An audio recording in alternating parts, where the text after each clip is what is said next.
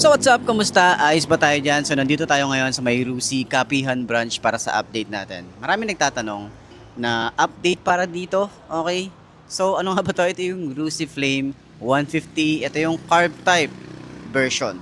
So kung naghahanap ka ng FI na to, sa other video, meron tayo nito. So ayan, alamin natin yung presyo at yung specification kung sulit nga bang bilhin ngayong 2026. Tara, samahan nyo ako. Walk around natin to. Ayos na ayos yan.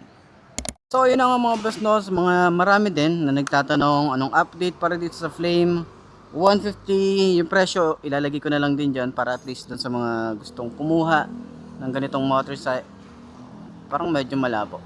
Okay na ba yan? Or kailangan dito tayo sa kabila? Lipat ko kayo, nakakahiya sa inyo. Ayoko nung makikitang malabo yung pinapanood nyo eh. Okay, so ayan, okay na ba yung paano natin? Okay na. So, lipat natin.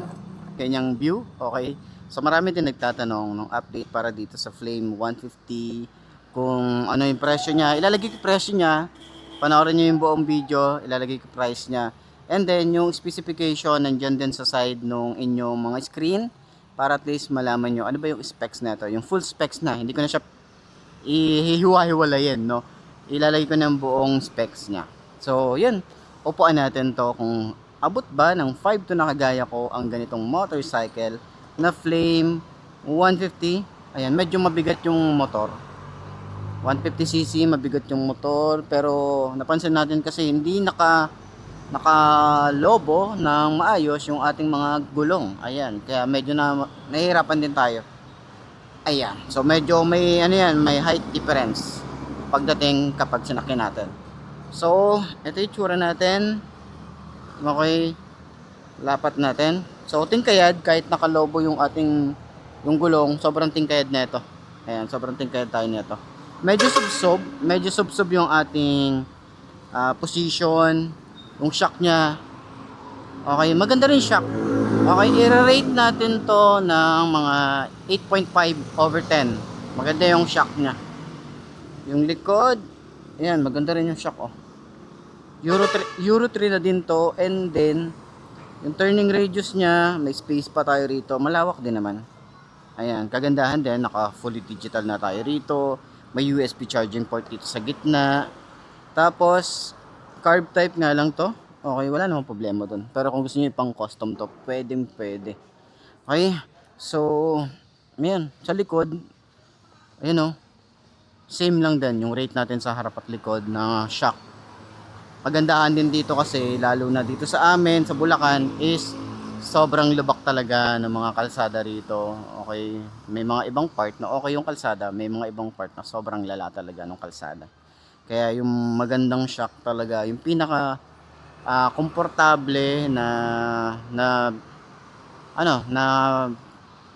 shock, no? Yung pinaka komportableng shock yung bilhin nyo kung medyo matagtag yung motorcycle nyo. Yung komportable talaga. Yung talaga yung panalo sa akin eh. Mas komportable, mas maayos yung rides, mas okay. So, yun. Sa tingin nyo, sulit nga bang bumili ng ganitong motorcycle? Itong Flame 150 na carb type. Comment nyo naman yan. At para doon sa lahat ng mga gustong bumili nito, puntahan nyo na lang yung pinakamalapit na Rusi branch or outlet dyan sa lugar nyo. Okay, marami naman na halos pumunta ka lang sa isang kanto, may Rusi. Pumunta ka sa kabilang bayan, may Rusi. Hindi nawawala si Rusi. Talagang ganun yung impluwensya ni Rusi pagdating sa motorcycle. Napakadami. Tapos lahat ng lupa nila sa kanila yon. Okay. So yun, dami kong sat-sat para sa motorcycle to. Ano bang masasabi nyo? Comment nyo na lang yan. And sa tingin nyo, sulit nga ba?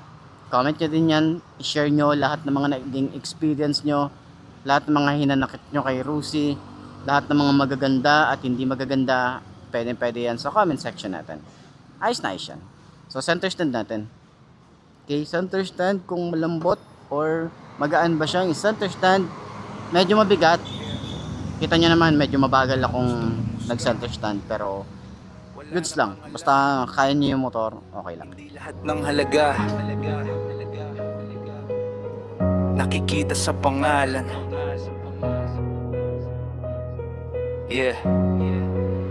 Sabi nila Rosie lang yan, parang kulang sa dangal. Pero di nila nakita kung paano ako bumangon sa hirap. Walang malaking budget pero may malaking pangarap. Bawat ikot ng gulong pamilya ang hinahanap. Hindi lahat kayang bumili ng mamahalin, pero lahat may karapatang mangarap at bumiyahe rin kung saan ka nagsimula. Di sukatan ng dulo, kahit murang makina kayang umakyat sa bundok. Pag binabatok ka ng duda, gawin mong gasolina. Bawat gasgas sa tangke, kwento ng pagpupursige na hindi logo ang nagdadala sa rider sa tagumpay, kundi disiplina, tibay na hindi nabibili kahit kailan. Hindi ako pangalan, ako'y paninindigan.